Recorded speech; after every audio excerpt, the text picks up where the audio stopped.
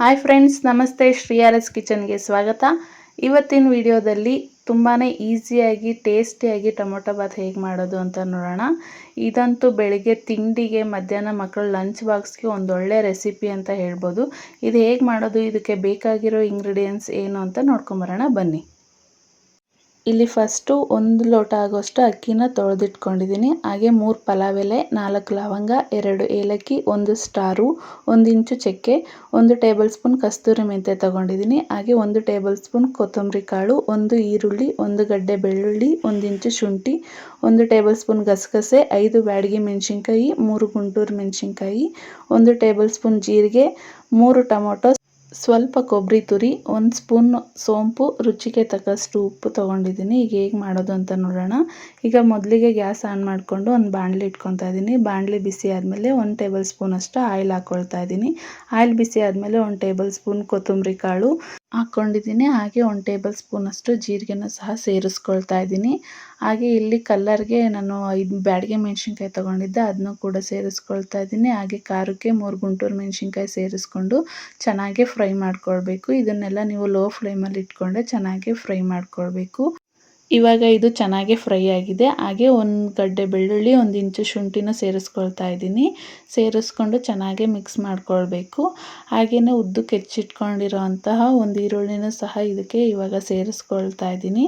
ಈರುಳ್ಳಿನೂ ಚೆನ್ನಾಗಿ ಫ್ರೈ ಆಗಬೇಕು. ಇದನ್ನು ಮೀಡಿಯಮ್ ಫ್ಲೇಮಲ್ಲಿ ಇಟ್ಕೊಂಡು ಈರುಳ್ಳಿ ಚೆನ್ನಾಗಿ ಗೋಲ್ಡನ್ ಕಲರ್ ಬರೋವರೆಗೂ ಚೆನ್ನಾಗಿ ಫ್ರೈ ಮಾಡ್ಕೊಳ್ಬೇಕಾಗುತ್ತೆ. ಇವಾಗ ಇದೆಲ್ಲ ಚೆನ್ನಾಗಿ ಫ್ರೈ ಆಗಿದೆ. ಈಗ ತುರಿದಿಟ್ಕೊಂಡಿರೋಂತಹ ಅರ್ಧ ಬೌಲ್ ಆಗೋಷ್ಟು ಕೊಬ್ಬರಿನೂ ಸಹ ಸೇರಿಸ್ಕೊಳ್ತಾ ಇದ್ದೀನಿ.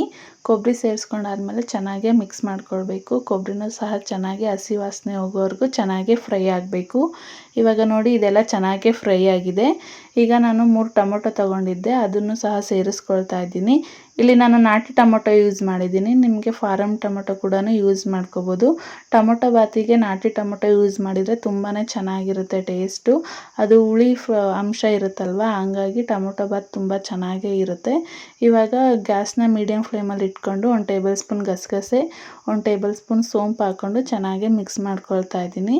ಇದು ಕಂಪ್ಲೀಟಾಗಿ ತಣ್ಣಗಾದ್ಮೇಲೆ ಇವಾಗ ಮಿಕ್ಸಿ ಮಾಡ್ಕೊಂಡು ಬರ್ತೀನಿ. ಇವಾಗ ಇದನ್ನು ರುಬ್ಕೊಂಡು ಬಂದಾಗಿದೆ. ಈ ಥರ ನೈಸಾಗಿ ರುಬ್ಕೊಂಡು ಬರಬೇಕು. ಇವಾಗ ಹೇಗೆ ಮಾಡೋದು ಅಂತ ನೋಡೋಣ. ಇವಾಗ ಗ್ಯಾಸ್ನ ಆನ್ ಮಾಡಿಕೊಂಡು ಕುಕ್ಕರ್ ಇಟ್ಕೊಳ್ತಾ ಇದ್ದೀನಿ. ಕುಕ್ಕರ್ ಬಿಸಿ ಆದಮೇಲೆ 2 ರಿಂದ 3 ಟೇಬಲ್ ಸ್ಪೂನ್ ಆಯಿಲ್ ಹಾಕ್ಕೊಳ್ತಾ ಇದ್ದೀನಿ. ಇಲ್ಲಿ ನೀವು ಆಯಿಲ್ ಬದಲು ತುಪ್ಪ ಕೂಡ ಯೂಸ್ ಮಾಡ್ಕೋಬೋದು. ಹಾಗೆಯೇ ಇಲ್ಲಿ ನಾವು ತೊಗೊಂಡಿರೋಂಥ ಡ್ರೈ ಇಂಗ್ರೀಡಿಯೆಂಟ್ಸ್ ಎಲ್ಲ ಹಾಕ್ಕೊಂಡು ಚೆನ್ನಾಗಿ ಫ್ರೈ ಮಾಡ್ಕೊಳ್ಬೇಕು. ಇದು ಫ್ರೈ ಮಾಡೋ ಟೈಮಲ್ಲಿ ಲೋ ಫ್ಲೇಮಲ್ಲಿ ಇಟ್ಕೊಂಡು ಚೆನ್ನಾಗಿ ಫ್ರೈ ಮಾಡ್ಕೊಳ್ಬೇಕು. ಇಲ್ಲಿ ನೀವು ಬೇಕಾದರೆ ಗೋಡಂಬಿ ಕೂಡ ಹಾಕ್ಕೋಬೋದು, ಇಲ್ಲ ಹಸಿ ಬಟಾಣಿ ಕೂಡ ಹಾಕ್ಕೋಬೋದು, ಅದು ಕೂಡ ಚೆನ್ನಾಗಿರುತ್ತೆ. ಇಲ್ಲಿ ನಾವು ರುಬ್ಕೊಂಬಂದಿರೋಂಥ ಮಸಾಲೆನ ಸೇರಿಸ್ಕೊಳ್ತಾ ಇದ್ದೀನಿ. ಇದು ಚೆನ್ನಾಗಿ ಮಿಕ್ಸ್ ಆಗಬೇಕು. ಚೆನ್ನಾಗಿ ಮಿಕ್ಸ್ ಆದಮೇಲೆ ಒಂದು 30 ಸೆಕೆಂಡ್ಸ್ ಎಣ್ಣೆ ಬಿಡೋವರೆಗೂ ಚೆನ್ನಾಗಿ ಫ್ರೈ ಮಾಡ್ಕೋಬೇಕಾಗುತ್ತೆ. ಇವಾಗ ನೋಡಿ ಇದು ಚೆನ್ನಾಗಿ ಫ್ರೈ ಆಗಿದೆ. ಇದಕ್ಕೆ 1 ಟೇಬಲ್ ಸ್ಪೂನ್ ಅಷ್ಟು ಉಪ್ಪನ್ನು ಆ್ಯಡ್ ಮಾಡ್ಕೊಳ್ತಾ ಇದ್ದೀನಿ. ಉಪ್ಪನ್ನ ಸೇರಿಸ್ಕೊಂಡಾದ್ಮೇಲೆ ಚೆನ್ನಾಗಿ ಮಿಕ್ಸ್ ಮಾಡ್ಕೊಳ್ಬೇಕು. ಇನ್ನೂ 1 ನಿಮಿಷ ಆಗೋಷ್ಟು ಚೆನ್ನಾಗಿ ಫ್ರೈ ಮಾಡಿಕೊಂಡ್ರೆ ಸಾಕಾಗುತ್ತೆ. ಇವಾಗ ಇದು ನಾನು ಈ ಲೋಟದಲ್ಲಿ 1 ಲೋಟ ಆಗೋಷ್ಟು ಅಕ್ಕಿ ತೊಗೊಂಡಿದ್ದೆ, ಹಾಗಾಗಿ 2 ಲೋಟ, ಅದೇ ಲೋಟ ಅಳತೆಯಲ್ಲಿ 2 ಲೋಟ ಆಗೋಷ್ಟು ನೀರನ್ನ ಸೇರಿಸ್ಕೊಳ್ತಾ ಇದ್ದೀನಿ. ನೀರನ್ನ ಸೇರಿಸ್ಕೊಂಡು ಚೆನ್ನಾಗಿ ಮಿಕ್ಸ್ ಮಾಡ್ಕೊಳ್ಬೇಕು. ಇವಾಗ ನೀರು ಚೆನ್ನಾಗಿ ಕುದಿ ಬರ್ತಾ ಇದೆ. ಕುದಿ ಬರಬೇಕಾದ್ರೆ ನೀವು ಅಕ್ಕಿನ ಸೇರಿಸ್ಕೋಬೇಕು.